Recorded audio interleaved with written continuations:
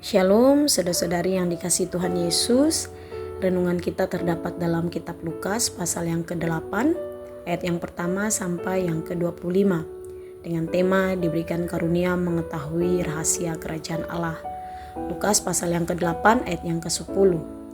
Lalu ia menjawab, kepadamu diberikan karunia untuk mengetahui rahasia kerajaan Allah, tetapi kepada orang-orang lain hal itu diberitakan dalam perumpamaan, supaya sekalipun memandang mereka tidak melihat, dan sekalipun mendengar mereka tidak mengerti. Perumpamaan tentang seorang penabur menjadi penjelasan Yesus mengenai orang-orang yang mendengar tentang Injil. Beberapa versi orang-orang tersebut antara lain, benih yang jatuh di pinggir jalan, diinjak orang dan dimakan oleh burung.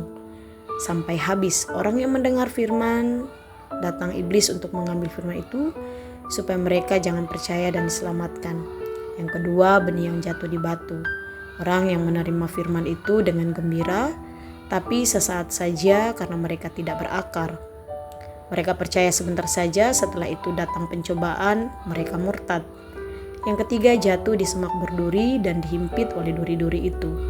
Mereka adalah orang-orang yang mendengar firman itu, tetapi dalam pertumbuhan mereka terhimpit oleh kekhawatiran, kekayaan dan kenikmatan, sehingga mereka tidak menghasilkan buah yang matang. Dan yang keempat, benih yang jatuh di tanah yang baik dan menghasilkan 100 kali lipat. Ini adalah orang yang mendengar firman itu dan menyimpannya dalam hati yang baik dan mengeluarkan buah ketekunan. Ketika Yesus menyampaikan perumpamaan, orang-orang yang mendengar hanyalah tentang perumpamaan tersebut, tanpa tahu apa isi dari perumpamaan yang Yesus sampaikan. Ketika para murid bertanya arti dari perumpamaan Yesus, Yesus menjelaskan bahwa mereka akan diberi pengertian. Itu sebagai kasih karunia dari Allah untuk para murid mengetahuinya. Hal ini menunjukkan bahwa para murid berada di level yang berbeda. Ketika mereka dipilih oleh Yesus, kasih karunia itu sudah menjadi bagian mereka, sehingga mereka mendapatkan pengertian itu. Dan bersyukurlah kita bahwa pengertian itu pun kita peroleh dari penulisan Alkitab dan diterjemahkan. Kasih karunia itu menjadi bagian kita sehingga kita pun mengerti maksud Allah. Tidak sampai di situ saja, ketika kita sudah mengetahuinya, selanjutnya adalah bagian yang terpenting juga. Tidak sampai kita tahu, melainkan kita juga harus menerapkan dalam kehidupan kita. Kita tahu firman tidak cukup sampai kita tahu saja, melainkan harus menjadi pelaku. Itulah proses hidup orang percaya yang sesungguhnya.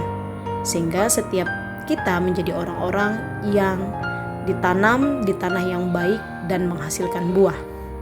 Saudara-saudari yang dikasihi Tuhan Yesus, proses mengikuti Yesus seringkali tidak mudah. Ada begitu banyak tantangan yang diperhadapkan kepada kita. Tetapi percayalah bahwa janji penyertaan sempurna atas hidup kita. Kekuatan itu akan Ia berikan kepada kita agar kita tetap mampu menjalani hari-hari kita saat ini. Percayalah atas penyertaannya. Demikian renungan saat ini. Tuhan Yesus memberkati. Shalom.